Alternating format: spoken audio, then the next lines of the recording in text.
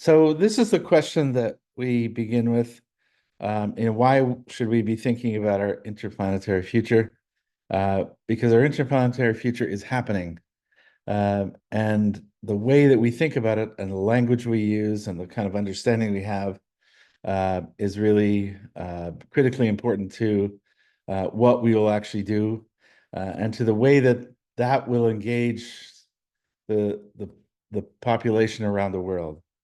And if you think about, the language that we're using, we're still talking about colonizing Mars. And I find it just absolutely amazing that we would use that language, that we would, not think about how did the colonizing thing work out for us, um, and to kind of change the nature of the language. Um, Heisenberg said, the universe uh, is not only stranger than we think, it's stranger than we can think. It's really a kind of beautiful discovery that is in some ways limitless, and I'll show you kind of what I mean by that. We really live in a precarious time. Science has transcended the limits of experience, so we can no longer kind of demonstrate science to the layperson. We really ask them to have faith in the story, and we keep changing the story. As science accelerates, as more and more knowledge is produced faster and faster, the story changes in our lifetime. So it's no longer stable. And that has a very challenging impact because when the story changes, for the layperson, it feels like you're lying to me.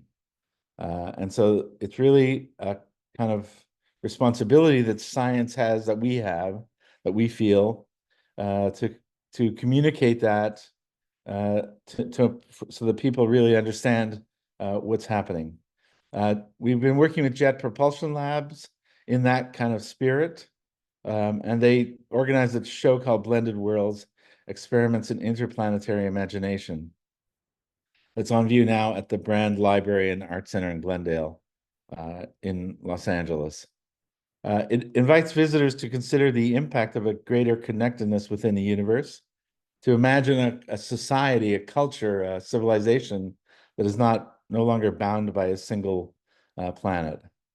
First, I want to touch on my own story. I grew up on a farm outside of a mining town in northern Canada, really kind of super remote. Our house is the last farm on the left, and you can see that beyond it is just endless forest. I became a graphic designer, what the Dutch call form giver, which I really loved. But I also loved content. And so I really developed my own practice that, is like a form content giver, putting those two worlds together. The first project that I did that Adam references in my own studio is Zone 1-2. And it really was a kind of synthesis of content and form. Since then, I've designed 260 books, um, and authored over 20 of my own, authored or co-authored, including this work with Rem Koolhaas, a Dutch architect. That led to, that work kind of evolved to really designing the projects themselves, working with Rem on the Seattle Public Library. I published a short manifesto called the Incomplete Manifesto for Growth, and that was really the kind of first authorship. I worked with extraordinary people. I've had, I consider myself one of the most fortunate designers of the last half century, working with people like Frank Gehry, on Disney Hall and on the Museum of Biodiversity in Panama. And in 2005, I did a project called Massive Change. And the back cover really says it best. It's not about the world of design. It's about the design of the world. It's about our capacity to really shape the world. And it was based on a quotation by British historian Arnold Toynbee, who said that the 20th century won't be remembered for, violence and conflict or for technology and innovation, but instead as an era in which to imagine the welfare of the whole human race as a practical objective. And when I read that, I thought, wow, that's the biggest idea I've ever heard. But the show opened in Vancouver. I went to a high school to do a talk, and a young woman came to the microphone and she said, "Mr. Mao, I think you're not thinking big enough." And I said, "Please tell me more, because no one's saying that at the moment." And she said, "Well, that was the 20th century. In the 21st century, our project is the welfare of all of life." And she blew my mind and kind of changed my perspective. She was absolutely right. Her name was Tamara Mihik. Um, and it kind of set us on a road to a very different understanding of design, that we have a new set of responsibilities, that design has changed its scale, that even nature is now a design project. And so we developed a methodology called life-centered design, as opposed to human-centered, that puts all of life, and not just humans, at the center of the design mindset. We work with an architecture school in Northern Canada with Indigenous leaders, Indigenous elders, and one of the projects they do is they go into the forest with an elder, and the students go into the forest with an elder and build a birch bark canoe in the way that it's been done for thousands of years. And that really kind of gives them a different perspective on things. We had an extraordinary experience working on the Panama Museum and working in Northern Canada, that our Indigenous leaders were telling us the same thing as E.O. Wilson, perhaps the greatest biologist and naturalist of the last half century, that rock is slow life and life is fast rock, that that we are all life, and that we're all together. And recently we published a book called The Nexus, which really is about that synthesis. It's about what happens when science, technology, and art come together, and we use the whole brain to kind of imagine things. So that's the kind of background of the work that we're doing with Adam at Facta Marte, which has been in some ways kind of life-changing for me. So the project that we did for Blended Worlds is called the Mosaic Manifesto, a love letter to the exoplanets. Can we imagine an interplanetary culture that is developed to a higher order than our current planetary one? If we're going to go out and kind of populate the universe, what's the language of that new work, and what does it look like, and what does it feel like? And what we discovered is that in the process, we discover our own world. So in going to other worlds, we discover our own. The Mosaic Manifesto is a fictional, factual future of interplanetary civilization. Each of the nexting globes is a mission statement exploring the challenges we face and a new positive future beyond the limitations of a single planet. The inspiration for the work really traces its roots back to Apollo. When we went to the moon, we discovered the Earth, that we saw for the first time the beautiful blue marble. And for me, the kind of idea of globes really sort of, captured my imagination. This is a beautiful little, what is called a pocket globe by John Miller in 1793.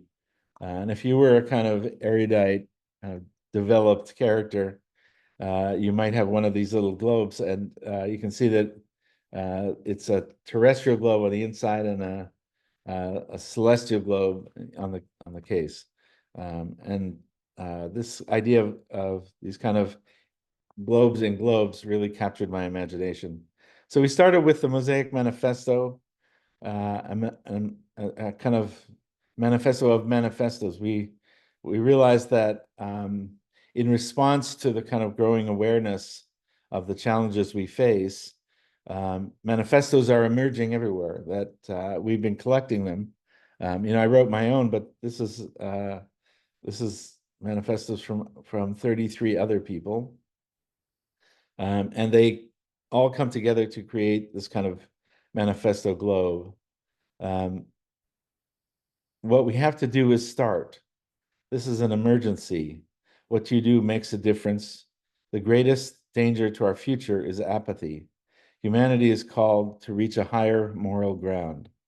Put all of life at the center, cherish all that we have, and trust in the universe to provide. So that's a little kind of excerpt from the manifesto. And what we did was we put 33 phrases from 33 manifestos and then kind of wove a kind of singular text through it. So the first of we designed a kind of series of nesting globes. The first is memory, reason, and imagination, Diderot's map of knowledge and the new knowledge.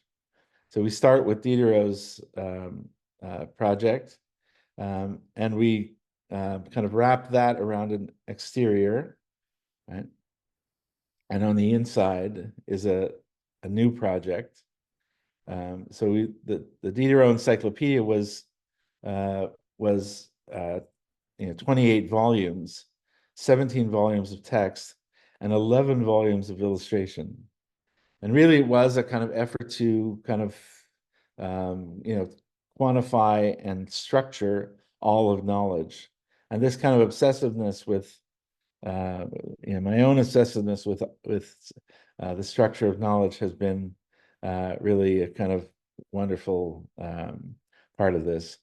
The inside is a contemporary map of knowledge, of science, project led by Johan Bolen.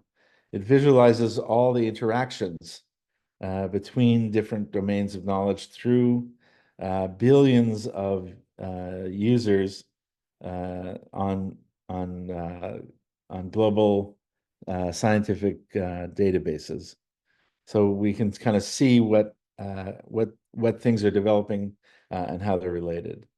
The next is deities of the Milky Way, 5,700 exoplanets in our neighborhood. So what we discovered in the research is that that we have discovered now over 5,700 exoplanets. These are planets that revolve around other stars. And yet that kind of discovery has gone almost unnoticed. Just as a kind of, indication during the process of this, I would ask anyone that I met what they know about exoplanets. And the knowledge is practically zero. That somehow we've discovered thousands of planets, and there are, in fact, billions of them, that we continue to kind of catalog. And so, but somehow we haven't kind of captured the imagination in the way that other discoveries do. So the exterior of this globe is a map of the Milky Way, which is our neighborhood. It's our kind of closest, our closest kind of worlds that we could imagine beyond our own. But the interesting thing is to understand that we think of ourselves as kind of stationary in the universe, but in fact, we're moving at about 720,000 kilometers per hour through the Milky Way. So it's not a kind of static neighborhood. And then each of these circles on the inside of the globe represents one of the exoplanets that have been discovered. And so you can see the clusters of them and how they're kind of populating the entire kind of sphere around us. Then the next globe is planet Ocean, the beauty of the deeps. And this, we've kind of inverted the classical presentation of information on a kind of Earth-based globe. And that is, we flattened the land to a flat surface, and we deepened the ocean for emphasis to understand really what the kind of invisible world is. You realize that we actually should be planet Ocean, not planet Earth. We've named 5 oceans, but in fact, there's only one. There's one continuous ocean movement around the world that provides 95% of the planet's living space, and we know almost nothing of it. It hasn't even been mapped yet. We're slowly building a map of that world, and we use the latest bathymetric data from Adam that was, we're able to kind of build this very special object. And on the inside, we map out the kind of quantity of life on the planet. And so what you see in that global biomass is that of the 546 gigatons of carbon-based life on Earth, humans represent 0.01%, and yet we dominate that world. So you can see that plants, it's really a plant world. Plants and bacteria together make up, over 90%. And when you think about bacteria, you are more bacterial cells than human cells by a factor of 10 to 1. So you're 10 times as many bacteria as you are human, even though they only weigh a few pounds. You contain about somewhere between 3 and 6 pounds of bacteria in your body and on your body. And that really is the kind of nature of life. This gives us a kind of really good sense of kind of where we are in the order of things, and yet we dominate the entire diagram and may be responsible for wiping some of these categories off the face of the earth. The next is islands of intelligence in a sea of indifference.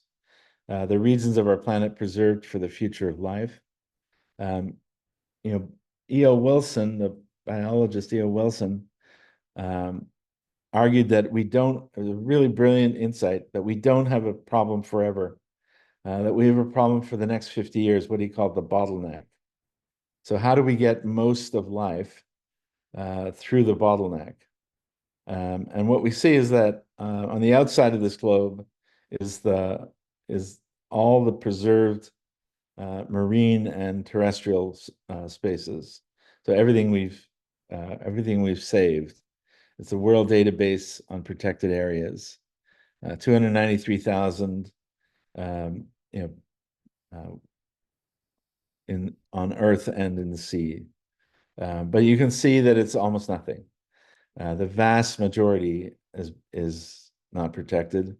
And Wilson's project, the Half Earth Project, he maps out all the places that are under threat, under pressure. And so you can really see the kind of conflict between what we have saved and what we need to.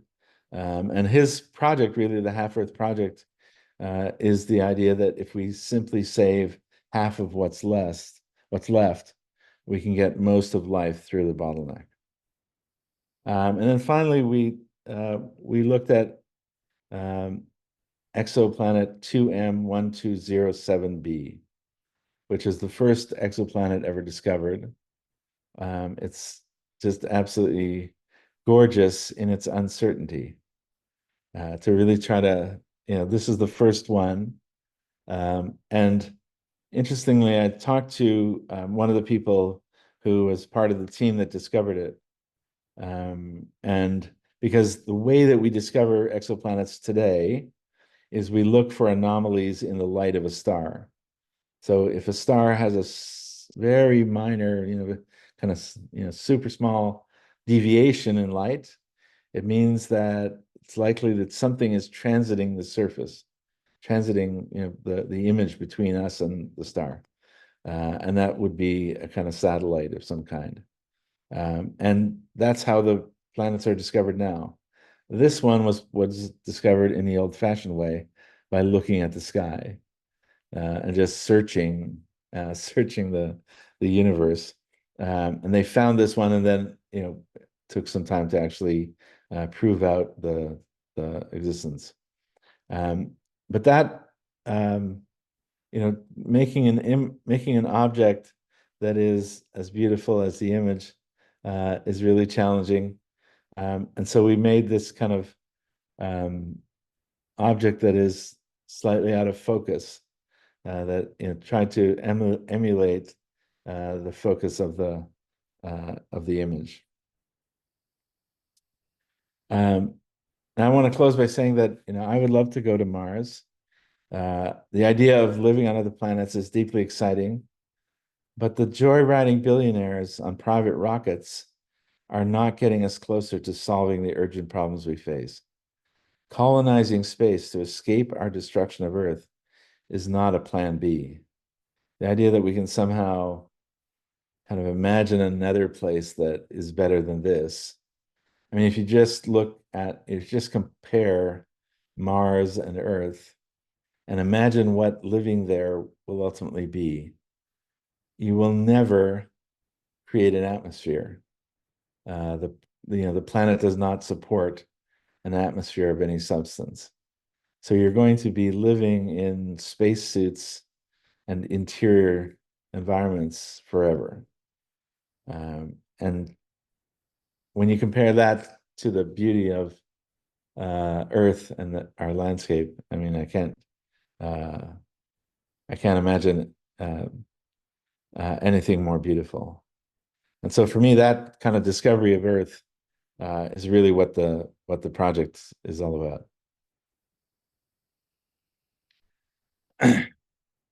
So Thank thank you. you, Adam. Thank you for the invitation today, and thank you for all the work. I mean, really extraordinary. Thank you.